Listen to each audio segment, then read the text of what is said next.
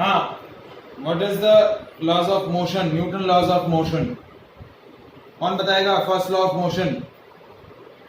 Sir एक बनता है। हाँ बताओ। सर मतलब every reaction has sorry every action has a reaction. Equal and opposite reaction, but ये तो थर्ड लॉ हो गया। ओके, फर्स्ट लॉ कौन बताएगा? मोहम्मद।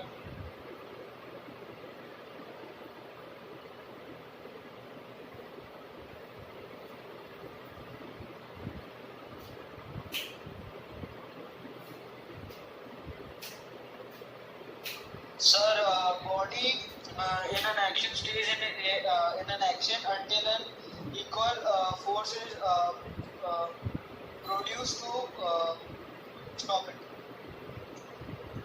Sir, थोड़ा आसपास। कोई बात नहीं, चलो गुड। कृष्णा बेटा, Pragya, what is first law of motion?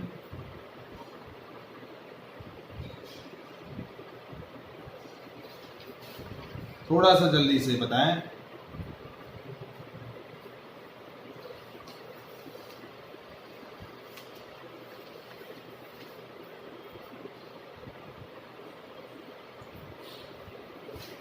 Krisha, मैत्री,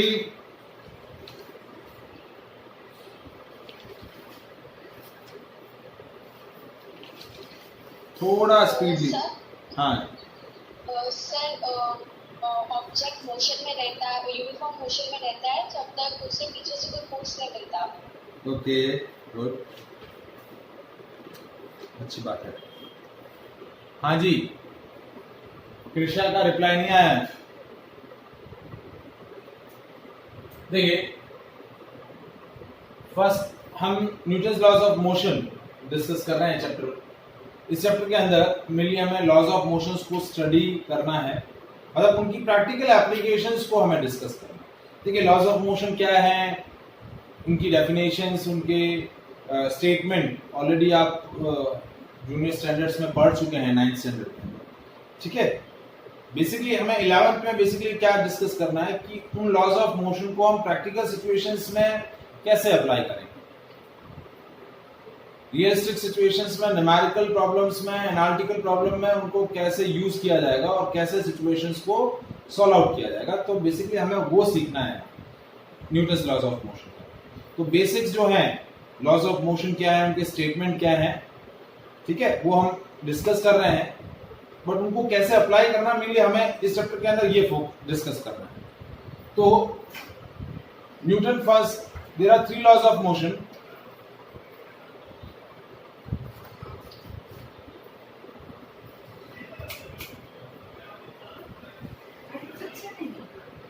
ठीक है, फर्स्ट लॉ ऑफ मोशन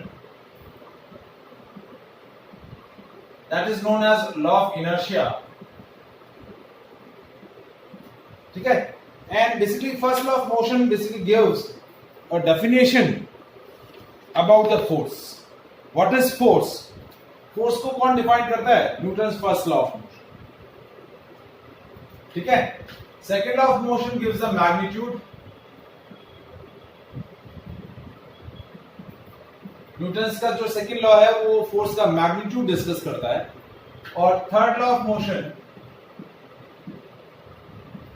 बहुत ही सिंपल है, सब लोगों को नोन रहता है, each action has an equal and opposite reaction, तो that is called Newton third law of motion. तो वन बाय वन हम इनके स्टेटमेंट्स एक बार डिस्कस कर रहे हैं। ठीक है, और क्या किनका क्या रोल है, क्या एप्लीकेशंस है, तो धीरे धीरे हम इस चैप्टर के अंदर वो डिस्कस करेंगे। इंपॉर्टेंट सेक्शन है ये हमारा मैकेनिक्स का। ठीक है, इसके अंदर बहुत सारे हमें सिस्टम रिजॉल्व करने, सॉल्व करने हैं। तो फर्स्ट लॉ ऑफ मोशन क्या है? देखिए, Newton first law of motion is known as law of inertia. ये जो लॉ है ये बताता है कि फोर्स क्या है। पहले इसका एग्जैक्ट स्टेटमेंट क्या है वो हम डिस्कस करते हैं। If a body at rest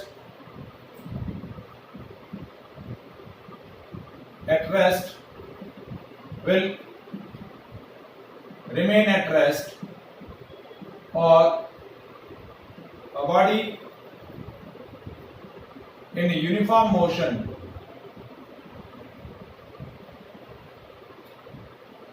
will remain in uniform motion until it is compelled by some unbalanced external force.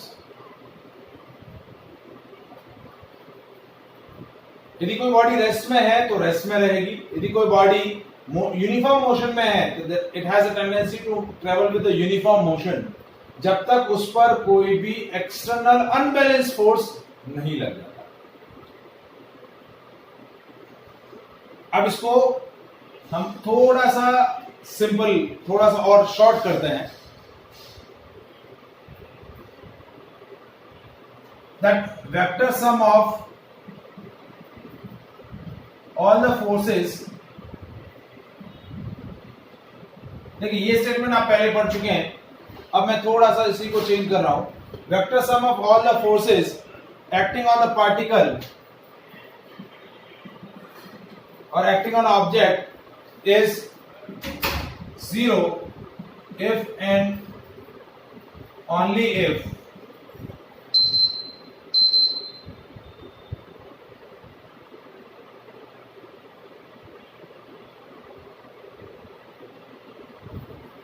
ठीक है। स्टेटमेंट वापस से बता रहा हूं। Vector sum of all the forces acting on object is 0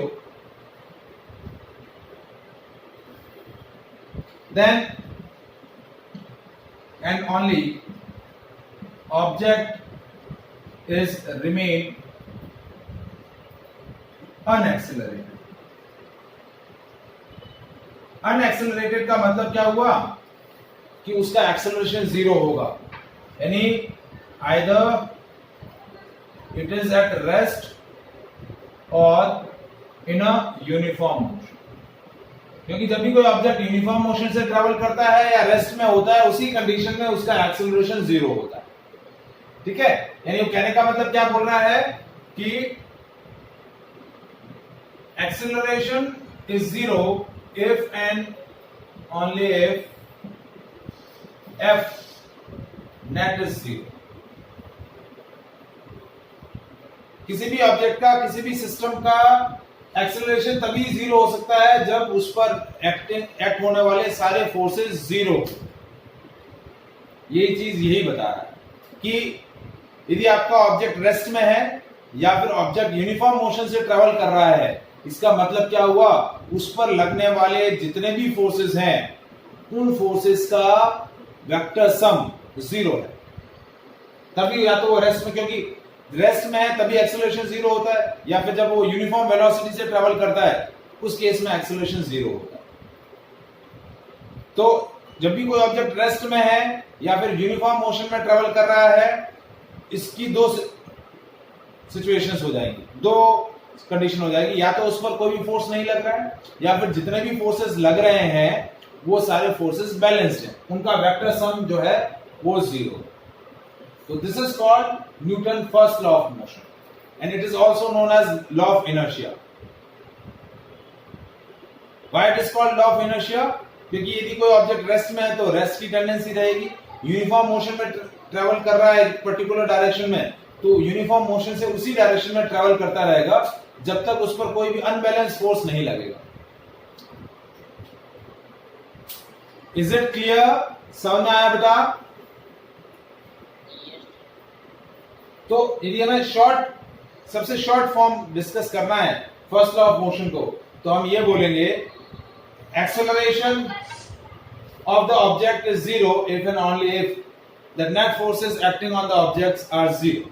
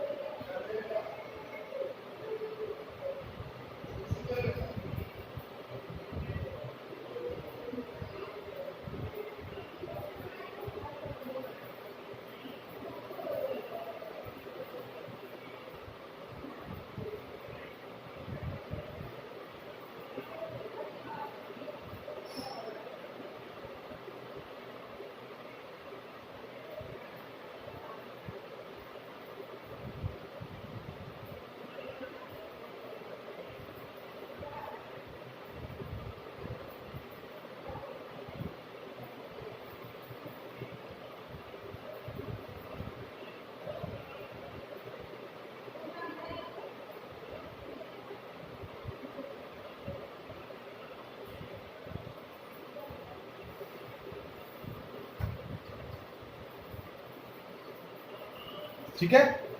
now will discuss about the inertia. Inertia क्या होता है और इनर्शिया के टाइप क्या होता है. द इनर्शिया क्या होता है.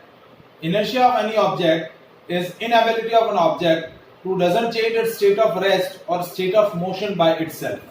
कोई भी ऑब्जेक्ट यदि रेस्ट में है या फिर कोई भी ऑब्जेक्ट मोशन में है, तो जैसा कि हमने बोला कि यदि रेस्ट में है तो रेस्ट में रहेगा, मोशन में है तो मोशन में रहेगा, अपने आप से अपनी स्टेट ऑफ रेस्ट या स्टेट ऑफ मोशन को चेंज नहीं कर सकता. यदि उसको अपनी स्टेट ऑफ रेस्ट या स्टेट ऑफ मोशन को चेंज करना है, then it has required some unbalanced external force. So that inability of body is called its inertia. तो हम कैसे डिफाइन करेंगे और इनर्शिया कितने टाइप का रहता है.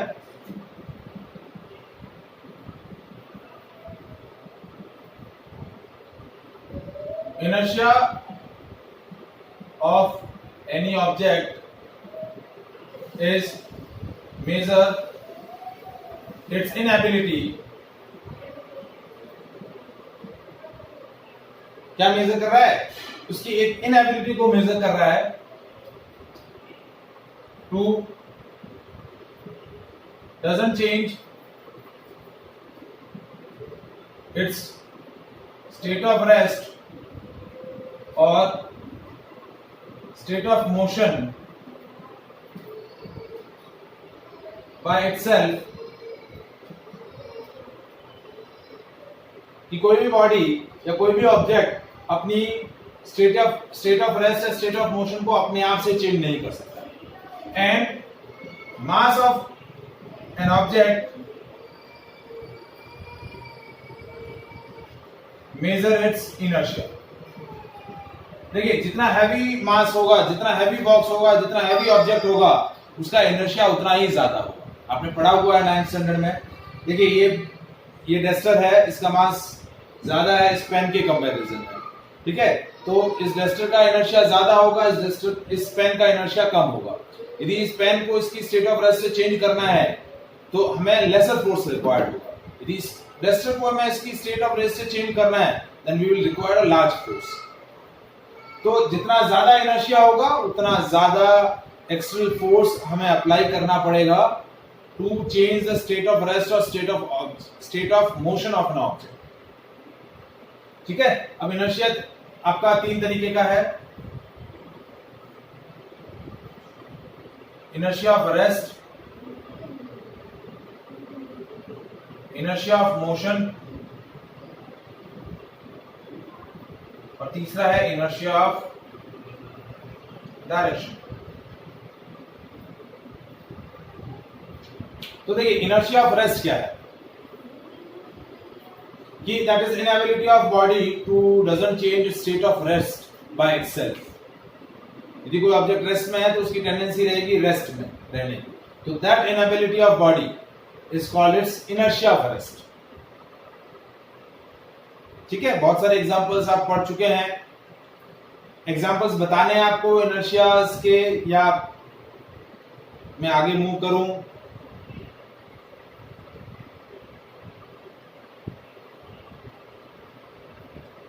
क्या बोल रहे हो आप.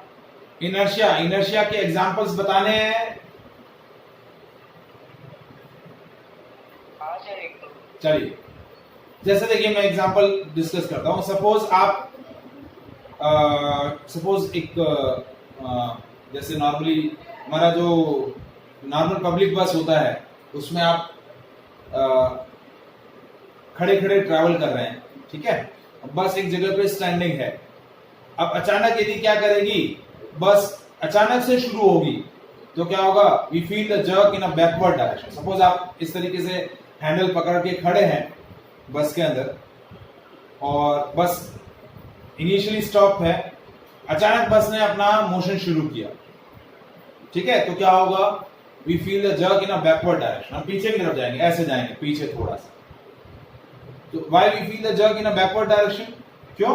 क्योंकि we are initially at rest because the bus is at rest, but suddenly bus start its motion, so the portion of the body which is in the contact with the bus will start its motion, but the upper portion of the body which is in rest, which is not in directly contact with the bus, maintain at the rest.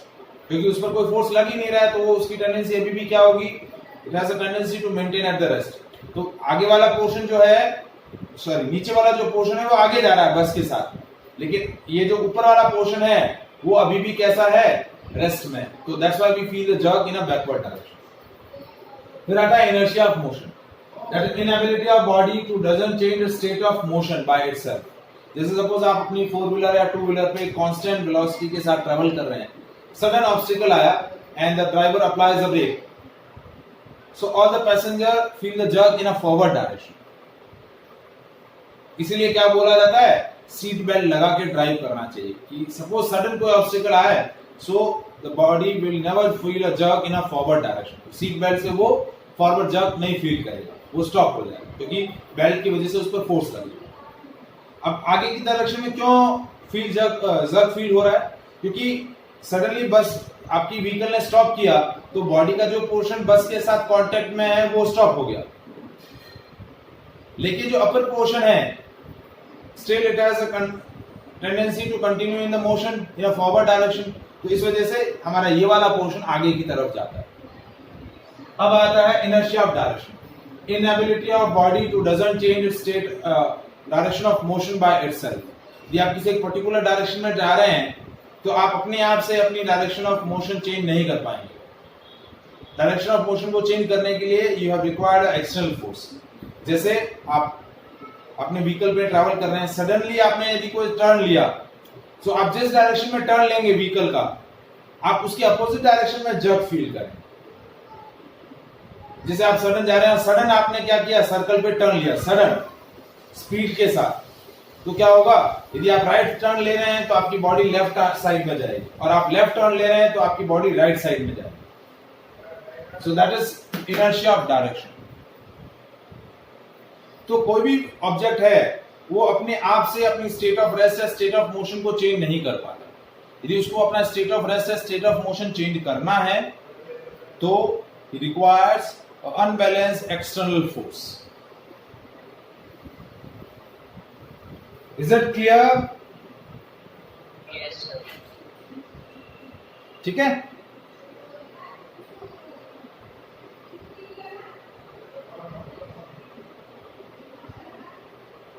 अब देखिए, Newton first law of motion के basis पे हम frame of reference को define करते हैं और उसके टाइप्स को डिस्कस करते हैं।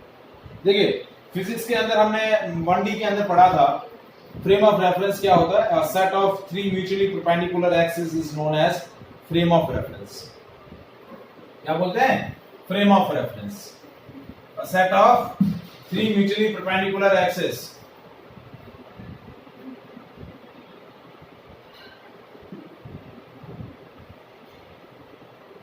ये x, ये y और ये z, that set of 3 mutually perpendicular axes is known as frame of reference.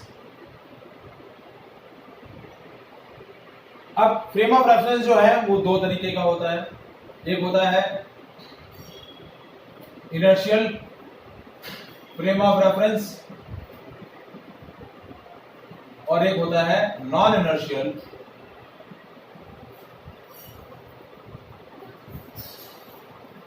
Frame of reference. एक होता है इनर्शियल फ्रेम ऑफ रेफरेंस और एक होता है नॉन इनर्शियल।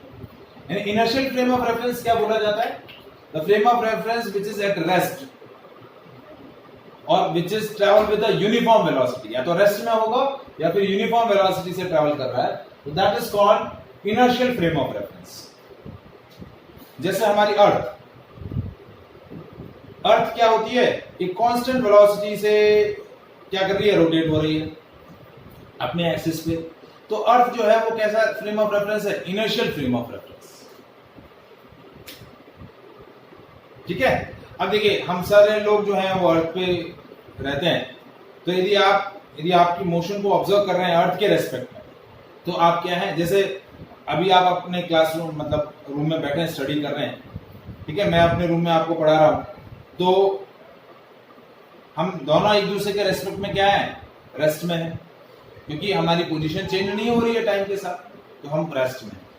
लेकिन अब someone observe from outside the earth, यदि कोई हमें आउटसाइड द अर्थ से ऑब्जर्व कर रहा है, तो उसके लिए हम क्या है, जैसे अर्थ रोटेट हो रही है वैसे हम भी रोटेट हो रहे हैं साथ साथ।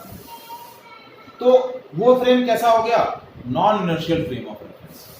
सो accelerated frame of reference is called non inertial frame of reference.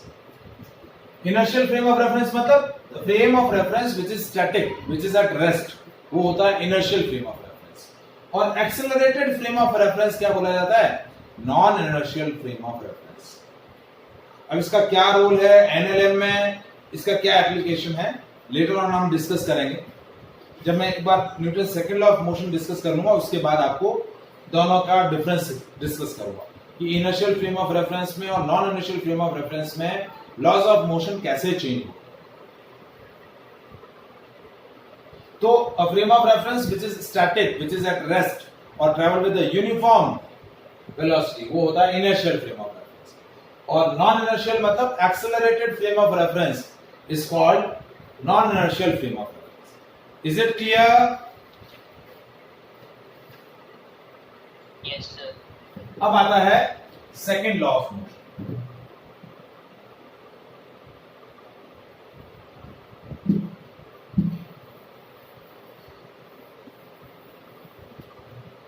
अब सेकेंड लॉ ऑफ मोशन को डिस्कस करने से पहले हम एक टर्म डिस्कस करते हैं, मोमेंटम। पहले भी आपने पढ़ा हुआ है, the amount of motion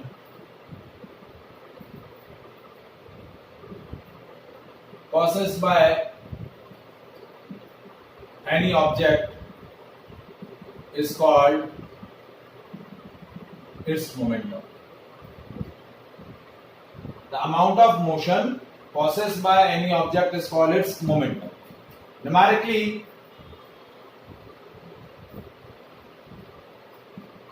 it is equal to mass into velocity, mass of the object and velocity of object. कैसी क्वांटिटी है, वेक्टर क्वांटिटी है, its direction is in the direction of velocity. Direction will always be direction of velocity. जिस direction में velocity होगा उस direction में आपका momentum रहेगा। और इसका एसआई यूनिट क्या होगा, KG into metre per second या फिर न्यूटन इंटू सेकेंड। यदि कोई भी ऑब्जेक्ट मूव कर रहा है, मोशन के अंदर है, इट पॉसेस द मोमेंटम। और मोमेंटम क्या होगा, m इंटू वी। अब यहां हम डिस्कस क्यों कर रहे हैं, क्योंकि जो हमारा Newton second law of motion है which gives the magnitude of the force, जो क्या दे रहा है, मैग्नीट्यूड ऑफ द फोर्स, तो उसके लिए हमें मोमेंटम डिस्कस करना जरूरी है। तो सेकेंड लॉ ऑफ मोशन क्या बोलता है, rate of change of momentum with respect to time is directly proportional to applied unbalanced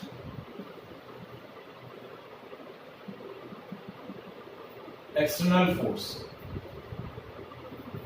and change is always in the direction of force. जो भी चेंज होगा वो डायरेक्शन ऑफ फोर्स में रहेगा। मतलब जैसे मैं बात करूं, एक ऑब्जेक्ट है जिसकी इनिशियल वेलोसिटी हमने क्या ले रखी है, u मीटर पर सेकेंड, तो इनिशियल मोमेंटम क्या हो जाएगा, that is m into u, velocity into mass वो हो जाएगा। फाइनल वेलोसिटी, यदि मैंने क्या किया, इस पर फोर्स अप्लाई किया, फोर्स की वजह से क्या हुआ, इसकी वेलोसिटी इंक्रीज होकर कितनी हो गई, फाइनल वेलोसिटी है for example v meter per second, तो फाइनल मोमेंटम क्या हुआ,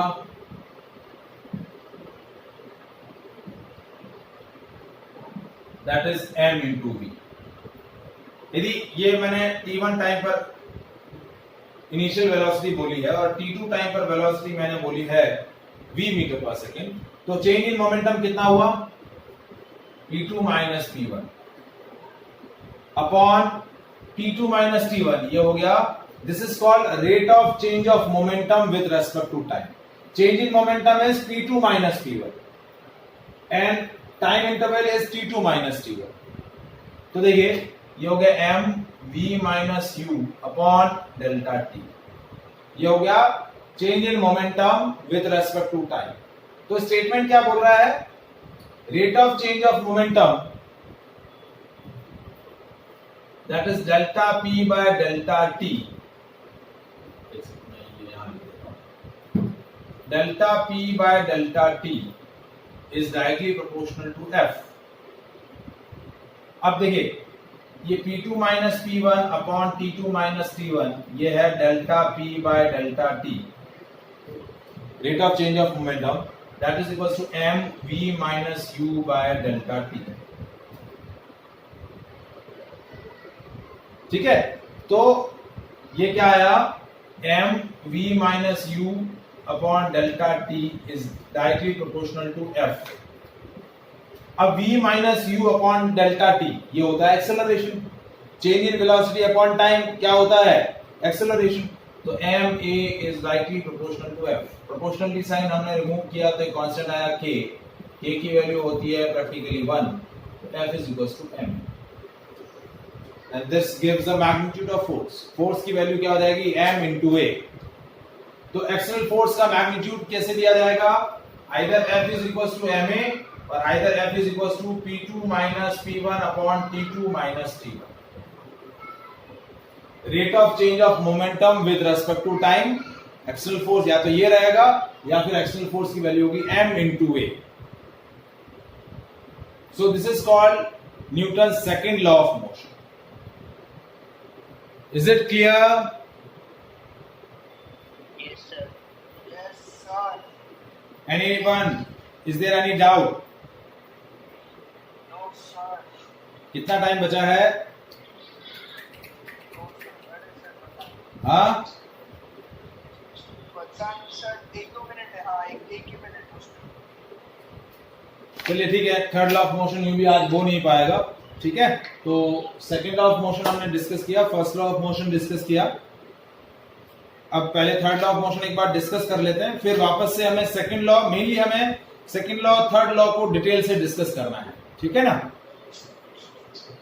चलिए, ओके, बाय। Bye sir.